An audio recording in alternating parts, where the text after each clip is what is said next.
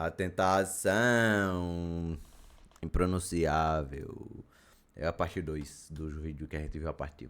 Molly, a igreja poderá entrar em contato com você dentro de alguns dias para lhe contar a versão do que aconteceu comigo. Quero que você ouça isso de mim primeiro. Há um ano eu tive envolvido no exorcismo de Amy Martin. O que disseram nos jornais sobre o que aconteceu não é verdade. Ela matou meu superior padre Alred com as próprias mãos. Quando a confrontei, ela escapou. Conseguiu cortar a energia da casa e estrangulou os próprios pais com seus próprios intestinos.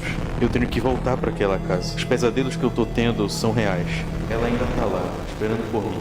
Eu ainda posso ajudá-la. Se eu não voltar, saiba que eu te amo e sinto muito. Ajudar. John. Da hora, mano. O nome dele era John, não era outro nome, não? Eu lembro que o nome dele era, sei lá, lembro não.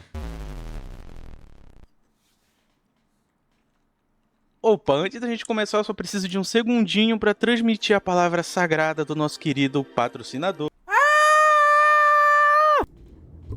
Olha só quem diria que eu ia voltar aqui e trazer de volta mais uma das séries do canal que eu simplesmente interrompi e fingir que não existia. Mas calma, não se preocupa porque dessa vez a culpa não é minha exatamente. E para explicar isso melhor, eu vou tentar contar uma historinha da forma mais simples possível. Lembra do vídeo que a gente fez sobre a primeira parte? Lembra. Então, fazer ele foi bem fácil, porque eu já tinha feito uma gameplay, eu tinha trazido essa gameplay pro canal, e o jogo por si só é bem curto, então não foi muito complicado. Com isso em mente, para fazer um vídeo abordando as duas sequências, eu decidi dedicar um dia só para fazer gravações e ir anotando algumas coisinhas só para ir facilitando a minha vida. Porém, para quem não sabe, o meu antigo computador foi de Pelé no começo do ano. Eu perdi absolutamente tudo que eu tinha salvo lá. E não, eu não deixei salvo em nuvem nem nada. E por favor, não fala mais isso pra mim. Não só as gravações se ferraram nessa situação, como também as malditas gravações. E honestamente, eu não tô muito afim de regravar absolutamente tudo só pra fazer esse vídeo aqui. E aconteceu então vou de me novo? basear nas gameplays feitas pelo Retro Game Cat, que felizmente gravou todos os finais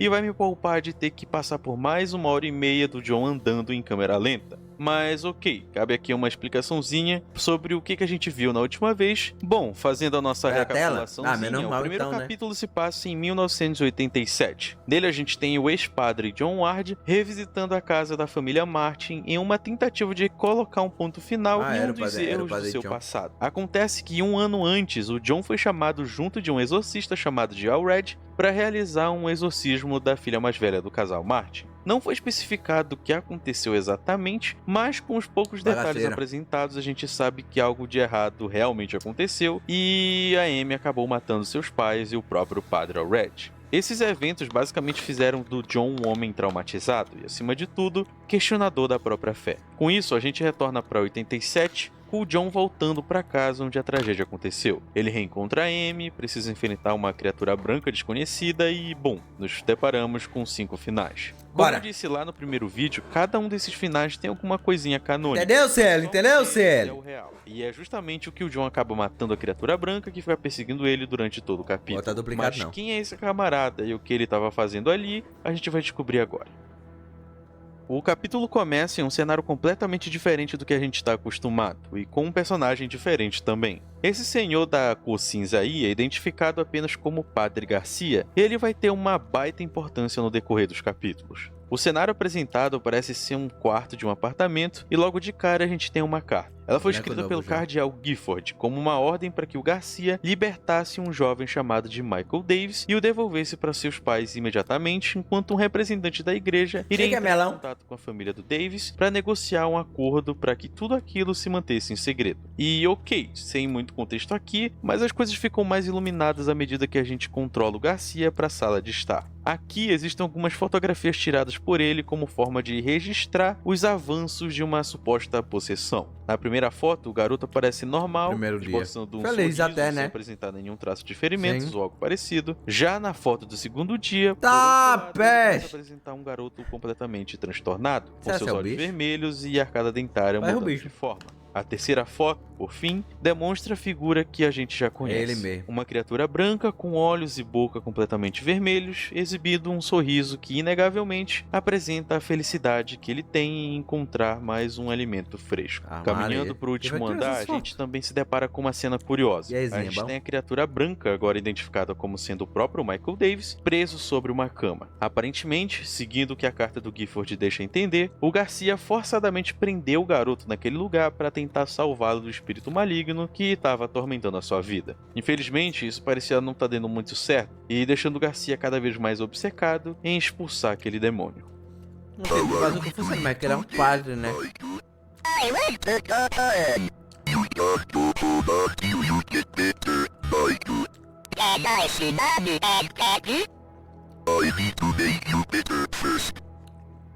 Tô bem, eu tô bem.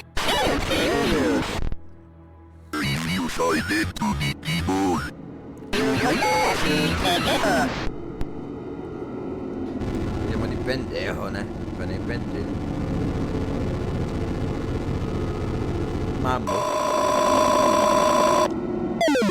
Ih, se soltou? O Michael acaba conseguindo se livrar das suas amarras no meio do Ixi. ritual, as luzes do apartamento se apagam e Se agora fudeu. símbolos demoníacos surgem desenhados Se com lascou. sangue por todo o apartamento. O sangue marca o caminho que o Michael fez até o corredor do prédio, É que tava onde a sangrando. gente encontra com ele.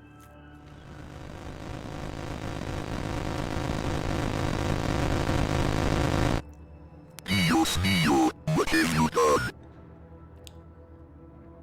Oxe. Hydra, good, evil. You shall breathe the wrath of the Almighty. Vou nada.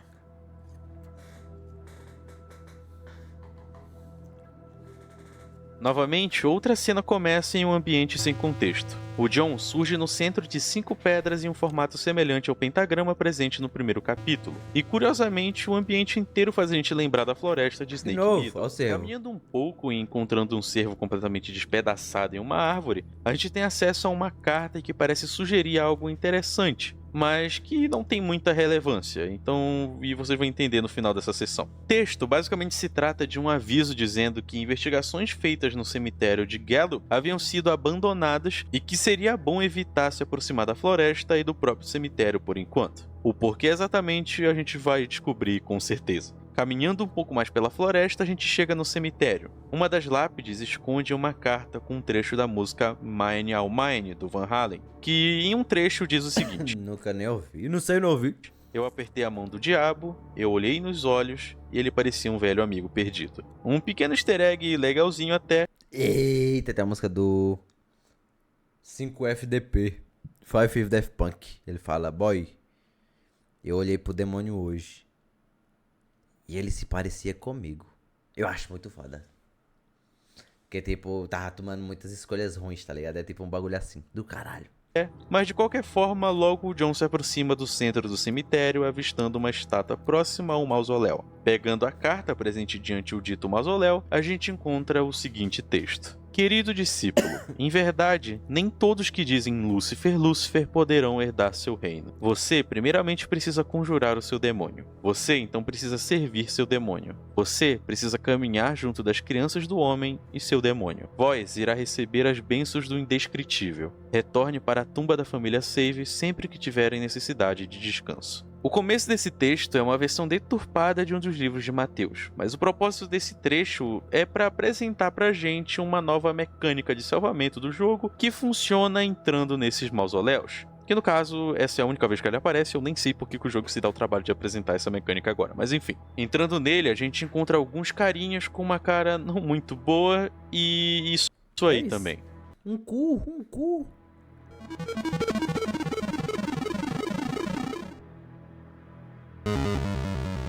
Esse joguinho é bizarro que só, né?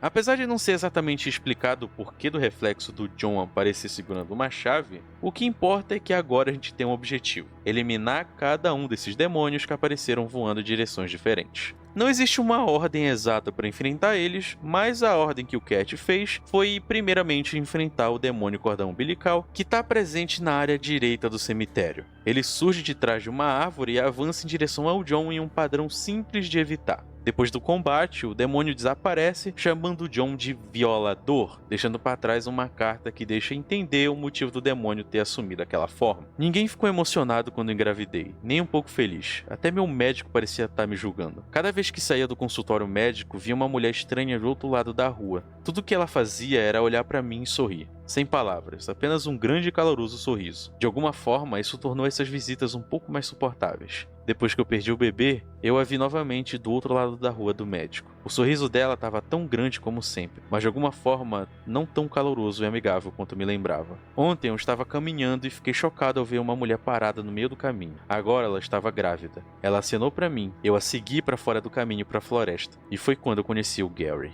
Entendi não. O próximo demônio está presente na área direita do cemitério. Ele surge do nada e não possui uma identificação exata, fora realizar sons semelhantes ao de uma criança chorando. O combate com ele também é simples, É, porque deve ser o filho da mulher, né? A mulher grávida, o filho da mulher. apesar dos movimentos agressivos. Ao derrotar o bicho, o John tem acesso a outra carta, e ela diz o seguinte: perder o vovô foi a coisa mais difícil que experimentei. Ah, não é não. Éramos muito próximos. Chorei por causa disso por semanas. Então minha madrastra me apresentou a alguns de seus amigos. Eles me perguntaram: você gostaria de ver seu avô novamente? Ah, beleza. Ele falou, acho que quero. Após morra. Eu sentia tanto a falta dele que estava disposto a tentar qualquer coisa. Naquela noite, minha madrastra me levou até a casa de uma das suas amigas. Elas me levaram até o porão. Eu vi meu avô lá, só que na verdade não era ele. Quando tentei fugir, eles fecharam a porta do porão e me O maluco foi sacrificado. trancaram. Eu não consigo me lembrar de muita coisa daquela noite. Os amigos da minha madrasta estão sempre passando pela casa agora. Dizem-me que tenho uma dívida a pagar. Eles dizem que tem trabalho para eu fazer. O último Rapaz. inimigo do local é o demônio da névoa, presente em uma região do cemitério em formato de cruz. Apesar de ser um cruzamento de corredores, tentar sair de lá é inútil à medida que o demônio acaba aparecendo para tentar impedir o avanço do John em certo momento. Ele é um pouco mais traiçoeiro que os anteriores, já que ele fica mudando de direção constantemente e está sempre avançando. De todo modo, após conseguir exorcizar a criatura, a gente tem acesso à última carta da família Seif. Eu fui libertado. Chega de pai autoritário que se tornou alcoólatra violento. Chega de esconder meus hematomas e cortes. Chega de pílulas e agulhas. Chega de ser ridicularizado e chutado. Eles nunca mais vão rir de mim. Durante o dia, meu corpo murcha, mas à noite, minha mente explora mundos proibidos de poder e conhecimento, guiada por seres de pura escuridão. Foi-me confiado o conhecimento secreto do selo do demônio. Aprendi o sinal de conjuração correto, desenhando a estrela invertida ao longo das rochas dispostas em cima. Primeiro no canto superior esquerdo e depois para baixo. Eu vou atraí-los para a floresta, então lhes mostrarei o meu poder. E, Toma. bom, depois de realizar todos os ritos, o John finalmente retorna para o mausoléu. E, curiosamente, ele percebe que não tinha mais ninguém ali. Talvez verdade. aquelas 3 pessoas ali dentro realmente fossem apenas representações das figuras amaldiçoadas que eram os membros da família Save, ou talvez nem fosse uma família, mas sim apenas Não, não parece não ser eles não. O demônio não. outros seguidores de Gary que acabaram cedendo à tentação que ele oferecia. Diante disso, o padre se aproxima do espelho e encara o seu reflexo mais uma vez.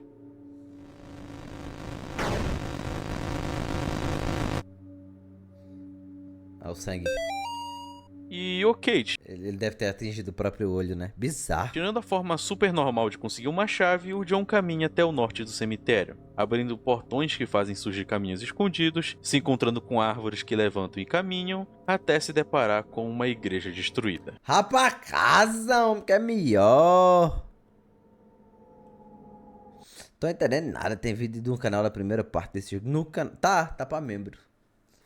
Só que aí que tá, cara. Só vendo isso aqui tu consegue entender. Tu consegue entender isso aqui, tá ligado? Não teve nenhuma interconexão ainda não. Obviamente o demônio ainda é o mesmo, mas até agora isso aqui tem lore própria. Ela protege a porta para o subsolo do purgatório. Olhos não a veem, crianças a temem.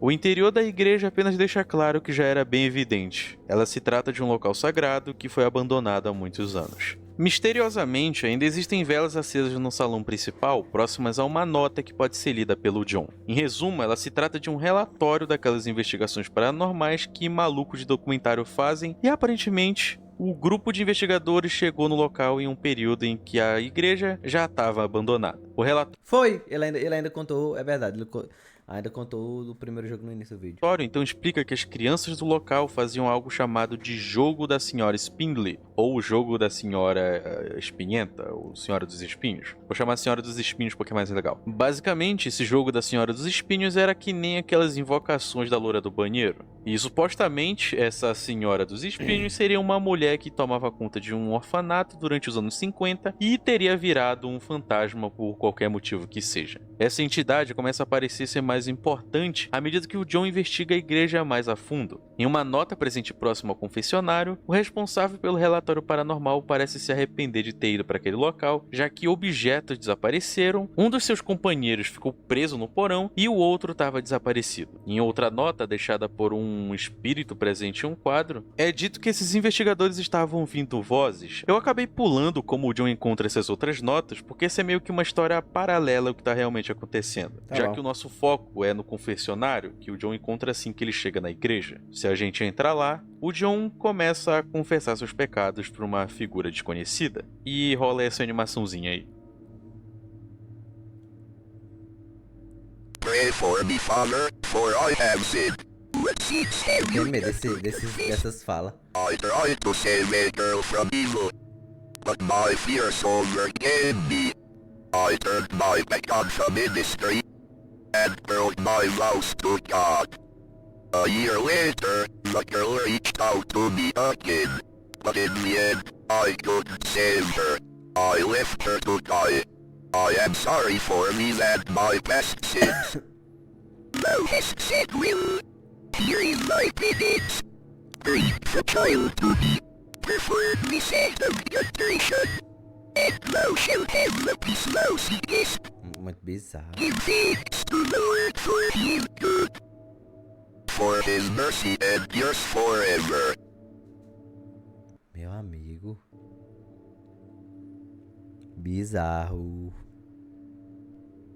Esse diálogo inteiro é totalmente estranho por vários motivos. O primeiro é que não deveria ter ninguém nessa igreja, e independente dessa outra pessoa ser uma entidade ou não, o John deveria suspeitar e agir contra ela como ele tem feito até agora. O segundo é o mais óbvio. John procura alívio pela culpa que ele sente por não ter conseguido exorcizar a Amy, mas ainda assim, a outra figura declara que a única forma dele conseguir paz é levando a criança para ele, seja lá o que isso signifique. Dessa forma, após essa confissão estranha, só resta uma coisa para o John fazer nesse andar: O John andando todo torto. exorcizar a Senhora dos Espinhos. O combate com ela é bem curioso, porque ela aparece sem aviso nenhum, mas com um padrão que é bem fácil de compreender. Ela se teletransporta para locais aleatórios do ambiente e avança em uma velocidade moderada em direção ao John, que usa o seu crucifixo para causar dano. O combate pode ser um pouco truncado se tu for um mentecapto como eu, mas derrotando ela, a porta pro porão finalmente se abre e a gente pode finalmente avançar.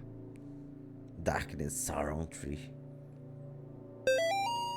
Esse é meu último livro de memórias, rabiscado às pressas em uma página do bom livro. Agora desço a escada sabendo muito bem que ela me espera à frente. Verificar meu relógio antigo revelou algo bastante surpreendente. O tempo não muda aqui embaixo, como conhecemos na superfície. Mesmo agora, os ponteiros não passam das 2 da manhã. A obra de Deus seja feita. Estive em lugares onde apenas as luzes mais fracas brilham e protegem de coisas indescritíveis. Deus me ajude. Padre Clark, um velho tolo, enlouquecendo nessa prisão escura, com os ouvidos sangrando por causa dos gritos de um demônio.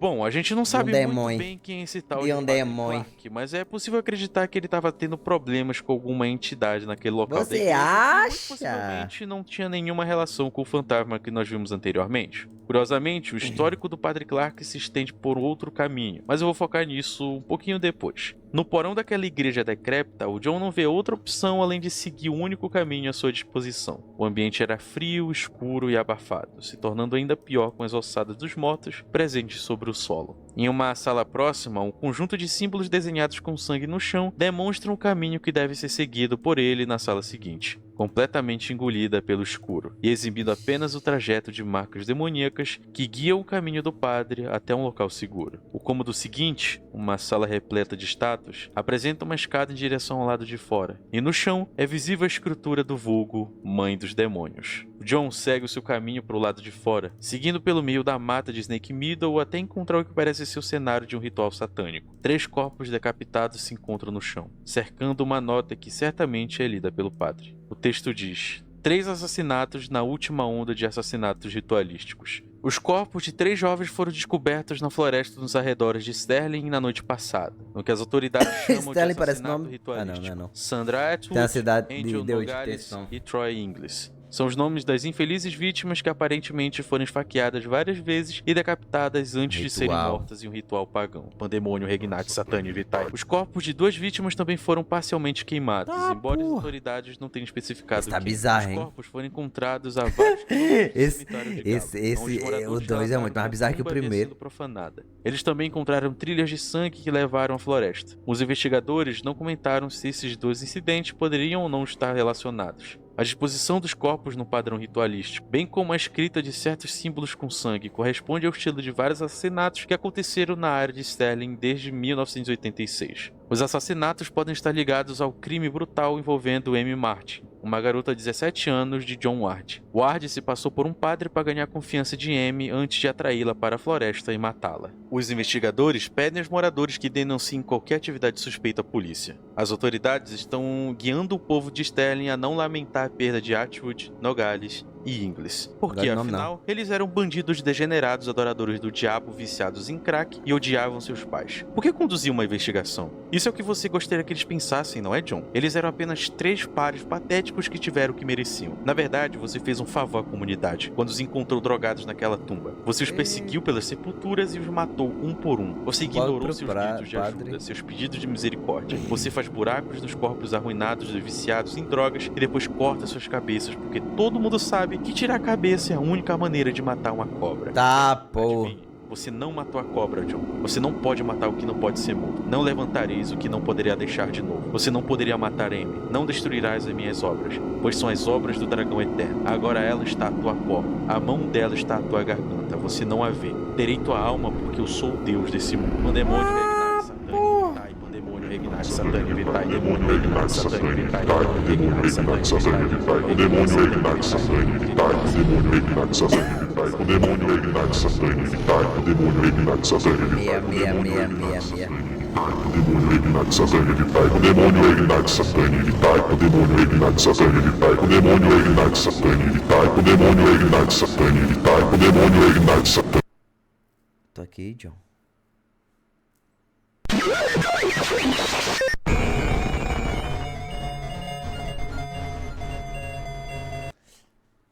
Era por isso, faz mais sentido aquele final lá, né, mano? Que você mata o servo e aparece os ocultistas.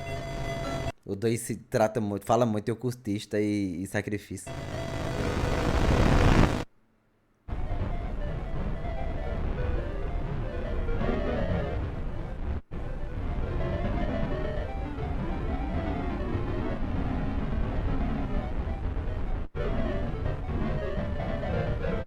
Eu tô com medo, já tá.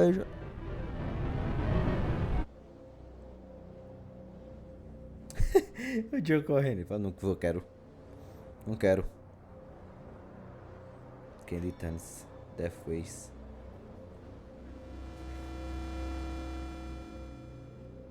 O caminho dentro do sistema de esgotos era tão escuro e intimidador quanto a entrada de Dante no inferno descrito por Alighieri. Os corredores quase labirínticos eram marcados por poças pútridas de... Pô, cara, o cara só disso aqui se tá mesmo um inferno de Dante mesmo, viu, bicho? Que não tinha necessidade. dejetos e escrituras demoníacas pichadas na parede. O que John fazia naquele local era tão incerto quanto a possibilidade da sua mente ter simplesmente se perdido após os eventos no ano anterior. Mas não importava. O John tinha uma missão a cumprir. Diante a um desses corredores próximos aos restos de uma ossada, largado ao solo, um pedaço de um jornal fica disponível para que a gente leia. Ele descreve uma troca de tiros que aconteceu naquele mesmo sistema de esgotos, localizado nas proximidades de Snake Meadow. Policiais foram feridos enquanto tentaram deter o assassino em série chamado de Joe Bauman, conhecido também como o assassino da loja de doces. O sistema de esgotos teria sido o esconderijo dele, e além dos feridos, a polícia se negou a falar sobre o que aconteceu com o criminoso. Em conexão com isso, outro pedaço de jornal pode ser encontrado próximo ao local, mas esse, por outro lado, parece ter sido escrito antes do tiroteio, em um momento de investigação, onde a polícia apenas suspeitava que o Joe estava envolvido com os corpos encontrados naqueles túneis. Talvez aquele fosse o motivo do John estar naquele local, para levar as almas impuras que habitavam aquelas paredes até o descanso que mereciam.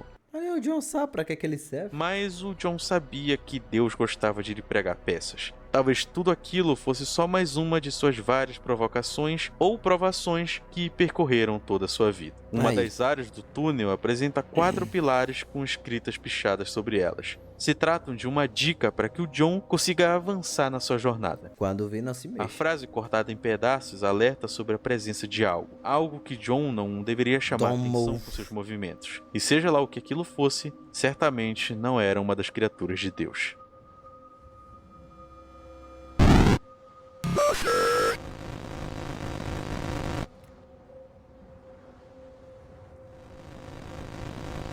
A mão sai de dentro da cara dele.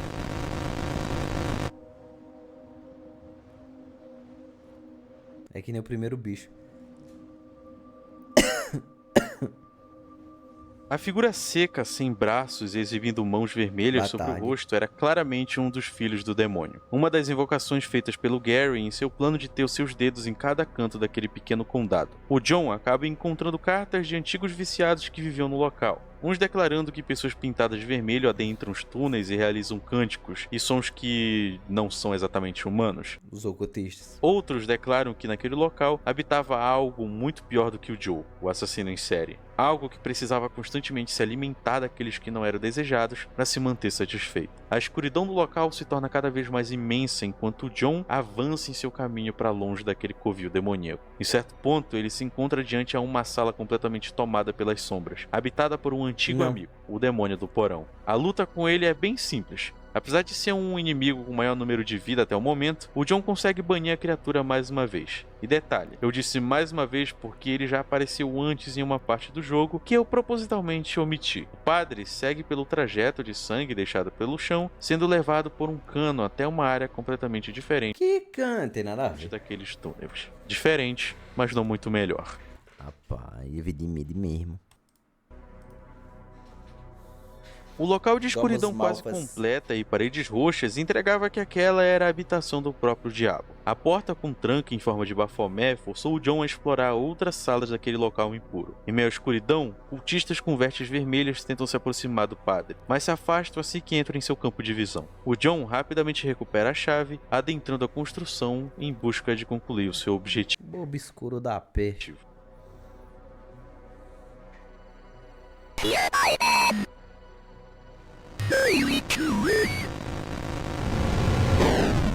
Tá, porra, tamanho.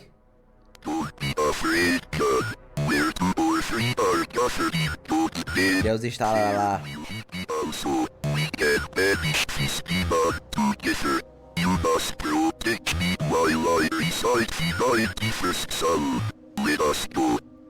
Aqui, duas histórias acabam se conectando. Padre Garcia... Traduziu o quê, cara? A legenda tá na tela, filho de rapariga. Aparentemente sabendo sobre tudo que John passou até que... O pombo já traduziu, tu é analfabeto. Naquele momento, surge como uma luz de esperança em ajudar o jovem padre a conseguir superar os seus medos e traumas. A figura fantasmagórica que surge tentando atacar ainda não revela sua identidade, mas oferece uma longa e dificultosa batalha. Os padres, com muito esforço, conseguem exorcizá-la, livrando tudo e todos daquele mal desconhecido, ao menos aparentemente.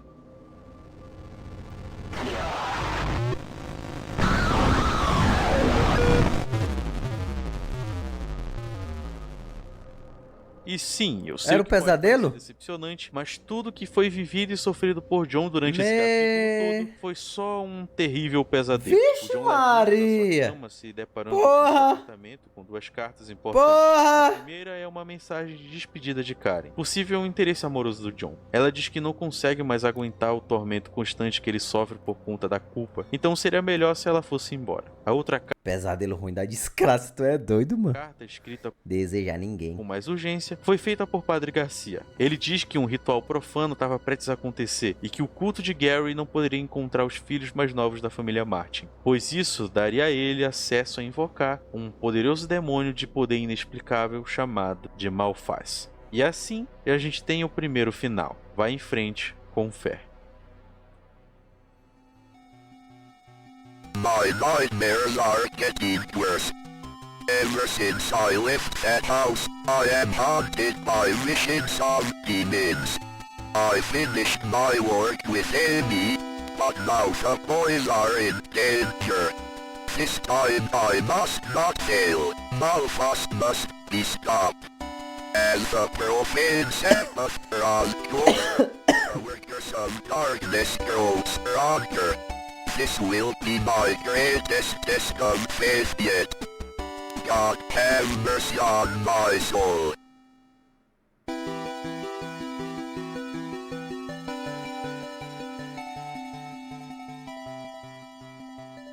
Avance com fé. Os pesadelos estão piorando, é foda, né, cara? Que merda. Caso Puta o Padre que Garcia pariu. seja morto durante o ritual, a gente tem acesso ao segundo final, Estrada para a Redenção. Esse final não é canônico. I survived the nightmare, but did I really do the right thing? I don't know what is real anymore. My faith is weak, and I feel a dark shadow over me. Dá muito medo essa porra. Eu jogaria jogo, não, bicho. Eu jogaria jogo aqui de noite sozinho, nem fudendo, mano. Puta que pariu. If I can save the boys, maybe I will find what I'm looking for.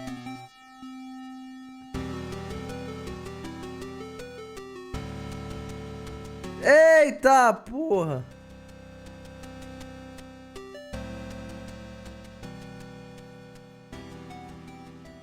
Rota para a redenção.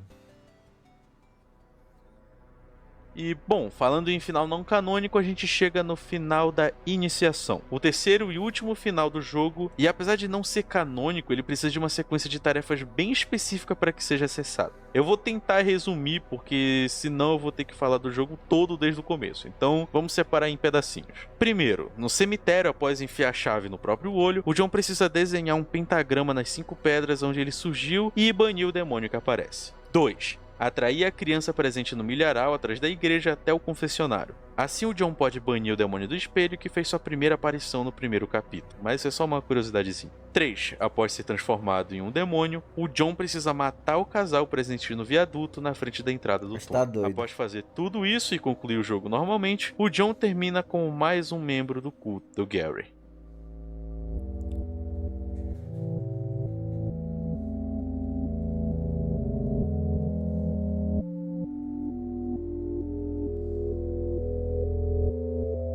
I'm not going in there.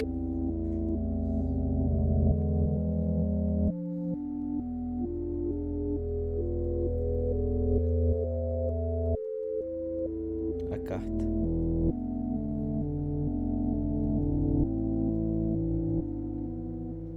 Vida e medo pra caralho, Matheus.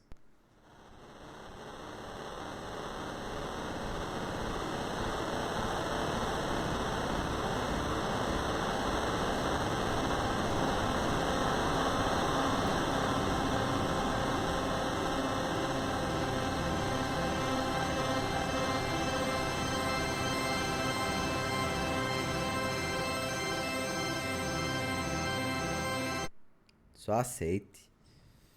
Iniciação.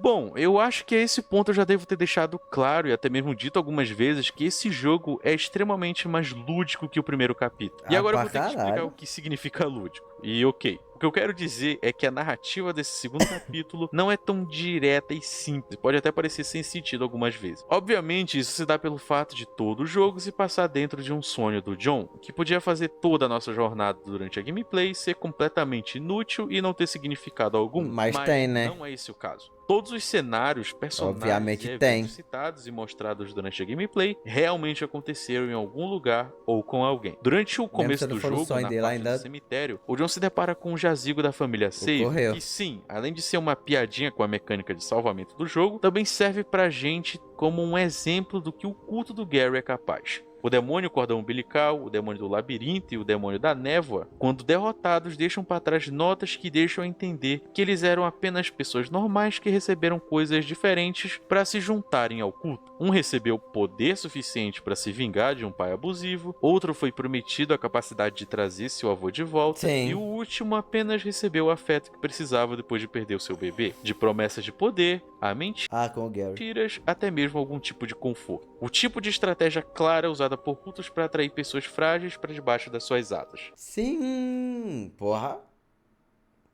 Foi bem, pensou bem. É verdade. Independente da família Save existir ou não dentro do universo do jogo, ao menos ela serve para demonstrar que esses demônios que o John vem enfrentando não são criaturas vindas do inferno apenas, mas pessoas que foram transformadas. E isso traz a nossa atenção para a entidade presente dentro da igreja, a Dama dos Espinhos. Em certo ponto é dito que ela se tratava de uma lenda popular que existia desde os anos 50, precedendo bastante a formação do próprio Gary. Não fica muito claro como ela deixou de ser só um fantasma assombrando a igreja para acabar se tornando um demônio violento que se comporta exatamente como as outras criaturas que cruzaram o caminho do John. Outro exemplo curioso apresentado nesse jogo é o demônio Peekaboo, que de acordo com as notas que são presentes Mesmo, né? Só aparece e desaparece. Túnel dos Doces, foi propositalmente invocado com o único propósito de matar os viciados e mendigos que moravam dentro daqueles túneis. O John visita em seu sonho esses 3 locais que superficialmente não parecem ter conexão nenhuma com o fracasso lá no exorcismo da Amy, porém, esses eventos realmente aconteceram e possuem registros em jornais e notas com detalhes que o John nunca saberia se isso tudo fosse só um sonho É tipo esconde-esconde. normal, e o que exatamente não é. Esse sonho é uma mensagem, quase como um conjunto de visões dadas a ele para que o ex-padre pudesse ter um vislumbre do quanto o culto da Segunda Morte estava espalhado em todos os âmbitos possíveis, desde as famílias, até a igreja e até mesmo na sarjeta. O poder do impronunciável é muito mais denso do que simplesmente um demônio incompreensível que pode fazer o que quiser. Ele é uma criatura influente e carismática escondida atrás do rosto comum de uma pessoa comum e com um nome comum. O Gary é tão confiante no seu sucesso que ele não hesitou em criar esses pesadelos com indicações precisas do que o John precisava fazer para se tornar mais um do culto dele, assim como a gente viu no final secreto do jogo, o que felizmente não acontece. Afinal, a fé do John só não é mais forte do que a culpa e a vontade que ele sente em se redimir pelo erro que cometeu com a Amy. E agora, ele teria ajuda para lidar com o sabate profano que está se aproximando. Tá, pô.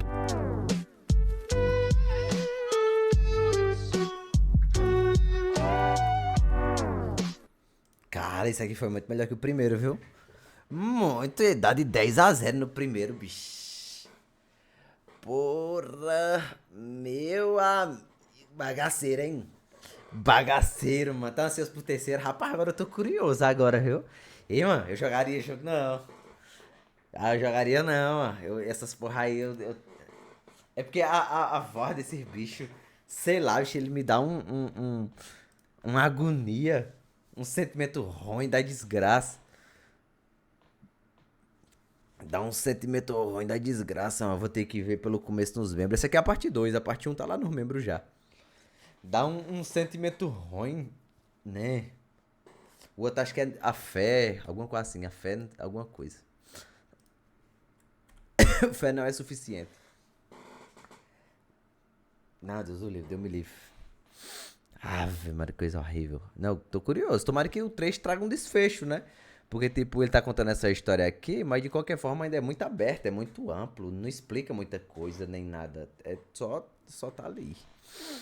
Bacana.